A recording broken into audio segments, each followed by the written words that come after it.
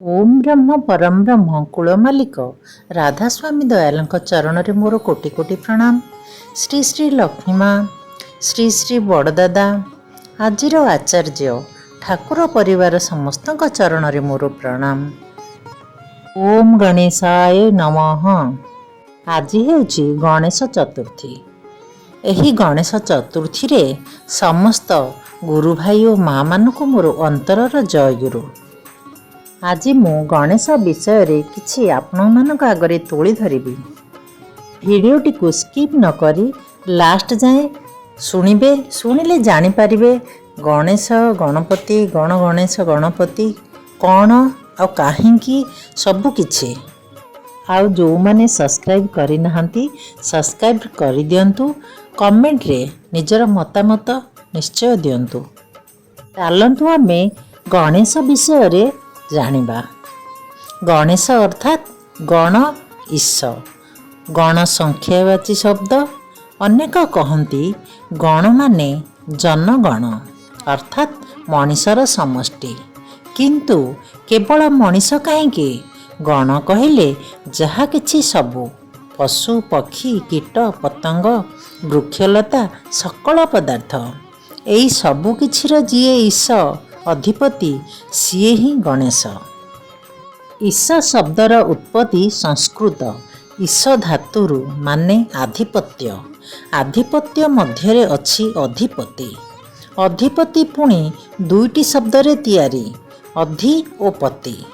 अधिर उत्पत्ति संस्कृत धा धातुरु अर्थात धारण एवं पतिर उत्पत्ति पा धातुरु अर्थात पालन। ताहेले अधिपति माने जिए धारण पालन करती। तेबे गणेश शब्दर समूहार्थ हेला सृष्टिर जाबतीय जा सबु किछि को जिए धारण पालन और पोषण करती। एही कारणरू जे कोनोसी देव पूजारे प्रथमे गणेशंकर पूजा हुए। से तो समस्तंकर धारयिता। अर्घ्य देई प्रणाम करि सारिले अन्य देवतांकर पूजा आरंभ हुए। तांकर आउ एक नाम गणपति। गणर पालन और रक्षणकर्ता। से सृष्टिर बा ध्वंसर कारण नुहंती बरम रक्षार कारक। तेणु सर्वाग्रे तांकर आवाहन। गणेशंकर पिता शिव एवं माता दुर्गा। शिव अर्थात जिए मंगल स्वरूपा। तांकठारु आविर्भूत गणेश बा गणपति। गण को जिए पालन और रक्षणाबेक्षण करिबे से अवश्य ही मंगलक नहेले अमंगल ही हेब। आउ अमंगल आनिब जीर्णता जरा विच्छिन्नता और विनाश। किंतु गणेश तो स्थिति और रक्षार ही कर्ता। से शिव संभव मंगलरु जात। जननी तांकर दुर्गा। दुर्गा माने जीवनर दुर्ग स्वरूपा जिए जहाँक निकटरे समस्त अशुभ शक्ति प्रतिहत विपर्यस्त और विनष्ट हुए। समस्त अकल्याणर विरुद्धरे दुर्ग हुई जिए थांती से ही तो माँ दुर्गा। गणेशंक जननी सीए। एई भली माँ नहेले कौन एपरी पुओ जन्म होई पारे। एथिरु स्पष्ट अनुमेय जे गणर धारक और पालक जिए हेबे तांको मध्यरे कल्याणकारी एवं असत निरोधी शक्ति उभय ही विद्यमान। गणेशंकर पितामाता शिव और दुर्गा हेबार तात्पर्य एहा ही। गणेशंकु सिद्धिदाता कहा जाए। तांकु पूजा कले सिद्धि लाभ हुए। एई सिद्धि कौन? बोध हुए मनस्कामना सिद्धि संपर्क रे ही कथाटार व्यवहार हुए। एई सिद्धि मध्यरे सिद्ध हेबार भाव अछि। सिद्ध हेबा माने कामरे कथारे चालिबारे दक्ष कुशल हेबा। जेउ व्यक्ति कुशल कौशली होई चाली पारे कहि पारे काम करि पारे से जीवन रे हटि जाए ना प्रतारित भी हुए ना। एभली हेबाकू किए बा न चाहे। एई भली चलन को अधिगत करिबा ही हेला ସିଦ୍ଧି ଲାଭ କରିବା। ଗଣପତି ଯିଏ ସବୁର ସ୍ଥିତି ଧାରକ ଓ ପାଳକ ଯିଏ, ତାଙ୍କରି ପୂଜାର ଭିତର ଦେଇ ତାଙ୍କର ସେହି ଧାରଣ ପାଳନୀ ଶକ୍ତି ଆମ୍ଭମାନଙ୍କର ବି ଲାଭ ହୁଏ। ଗଣେଶ ଓଲଟିବା ନେଇ ଗୋଟିଏ କଥା ଆମ ସମାଜରେ ଅଛି। ବ୍ୟବସାୟୀମାନେ ଗଣେଶ ପୂଜା କରନ୍ତି, ସେମାନଙ୍କର ଗଣେଶ ଓଲଟିବା ମାନେ ବ୍ୟବସାୟ କ୍ଷତିଗ୍ରସ୍ତ ହେବା। ଗଣପାତା ଯିଏ ଯିଏ ଲୋକବିନାୟକ, ତାଙ୍କର ବିଧାନକୁ ଅବହେଳା କରି ଯେତେବେଳେ ଆମ୍ଭେମାନେ ତାର ବିପରୀତ ଚଳନରେ ଚାଲୁ, ସେତେବେଳେ ହିଁ ଆମ ଜୀବନରେ ଗଣେଶ ଓଲଟି ପଡ଼ନ୍ତି, ଆଉ ଜୀବନରେ ନାନା ପ୍ରକାର ବିପତ୍ତି ଆସେ।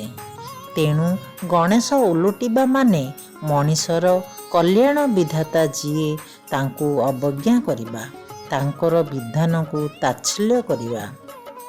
ଏଠାରେ ଗୋଟେ କଥା ଉଠେ, ଗଣପତିଙ୍କ ପୂଜା କିପରି?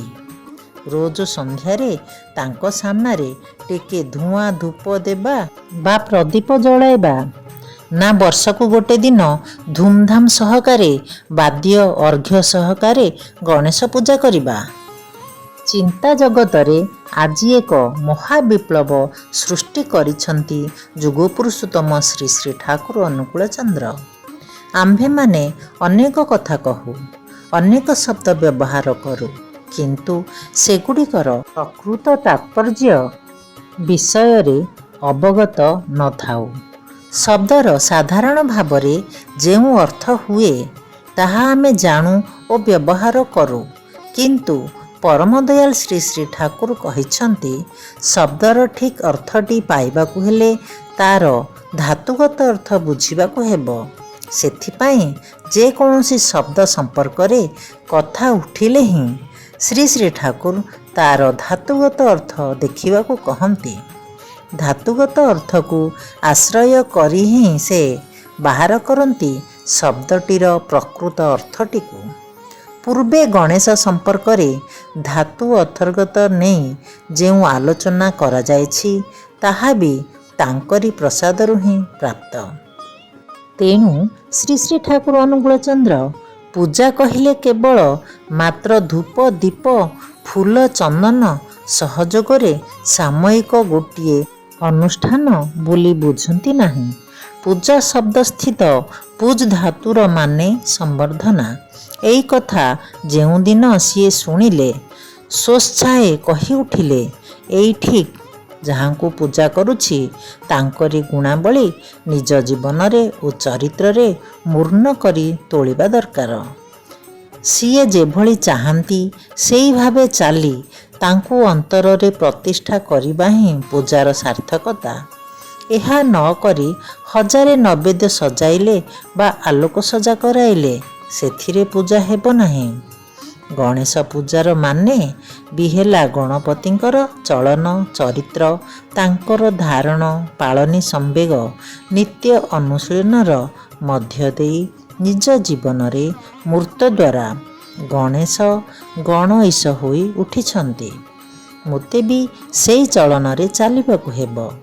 ଏହି ଅନୁଶୀଳନ ପାଇଁ ପ୍ରୟୋଜନ ଏକାନୁରକ୍ତି, ତୀବ୍ରତା ଓ କ୍ରମାଗତି। ଏହି ତିନୋଟିର ସମନ୍ୱୟୀ ଚଳନ ହିଁ ମଣିଷକୁ ସିଦ୍ଧିର ସିଂହଦ୍ୱାରରେ ପହଞ୍ଚାଇ ଦେଇପାରେ। ଶୁଣିଲେ ତ ଭାଇମାନେ, ବହୁତ ସୁନ୍ଦର କଥା ଠାକୁର ବୁଝାଇ କହିଦେଇଛନ୍ତି। ଯେଉଁ ଆମେ ଆଜି ଗଣେଶ ପୂଜା କରୁଛେ ବାଜା ବଜାଇ, ନାଚ ଗୀତ, ବହୁତ ଜାଗାରେ ମଦ ବି ହେଉଛି, ଭୋଜି ବି କରି ଖାଉଛନ୍ତି, ମାତ୍ର ଗଣେଶଙ୍କର ଯେଉଁ ଚାଲି ଚଳନ, ସେ କେମିତି ଥିଲେ, ବାପା ମାଆଙ୍କର ଗୋଟିଏ ଭଲ ପୁଅ ଥିଲେ, ବହୁତ ତାଙ୍କର ସେଇ ଚଳନକୁ କେହି ବି ନିଜର କରୁନାହାନ୍ତି। ସେଇଆ ଠାକୁର ବୁଝେଇକି କହିଦେଇଛନ୍ତି। ଏଥର ମୁଁ ରହୁଛି। ଜୟ ଗୁରୁ।